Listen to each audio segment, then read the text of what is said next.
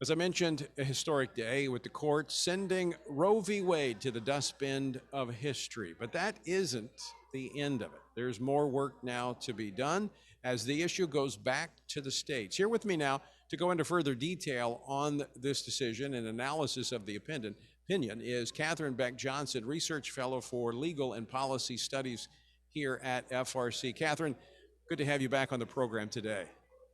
Thanks, Tony. It's great to be with you, especially on this historic and exciting day. It has been. You were a part of filing the brief that the Family Research Council filed in this case. You and I spoke earlier today. You have really kind of dissected this opinion. Not much in terms of changes from the draft that was released several weeks ago, but give our viewers a sense of the significance of this opinion and the major takeaways from it.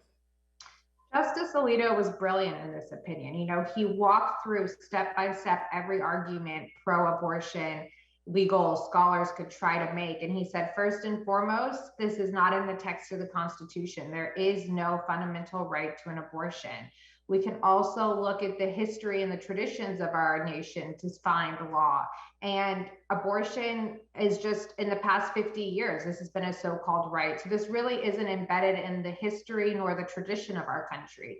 He goes through the stare decisis test, explaining why this fails. He says this is not settled law. If we look at our nation, the views on abortion are anything but settled. This is constantly coming before the lower courts, who, thanks to Casey, had no guidance on how to rule. He said that the Casey test was unworkable, which was what Family Research Council's amicus brief really focused on.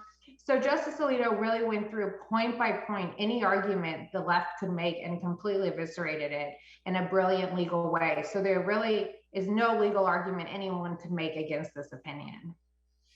And Katherine, what I found in reading through the opinion is going back to Casey, which was Casey and Roe were the prevailing jurisprudence, but Casey basically upholding the fundamental elements of Roe.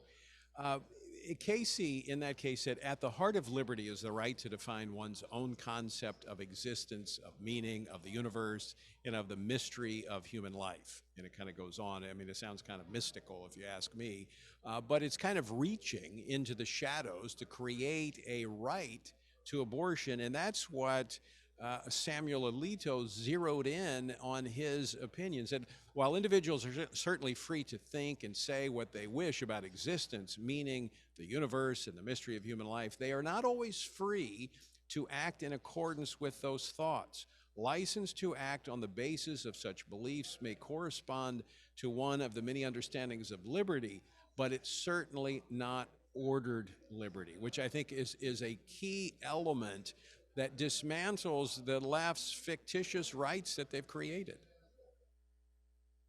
My favorite quotes from the opinion as well. Justice Alito saying, you can think whatever you want, but in an ordered society, there's limits. And I think that's very much a thought that the left is just hostile to, that the left thinks you should be able to act and do however you feel, whatever your gender feeling is, whatever you feel like makes your life hard, which might be carrying a child. And Justice Alito really cut through all of that, saying, no, in an ordered society, there are limits and there are boundaries.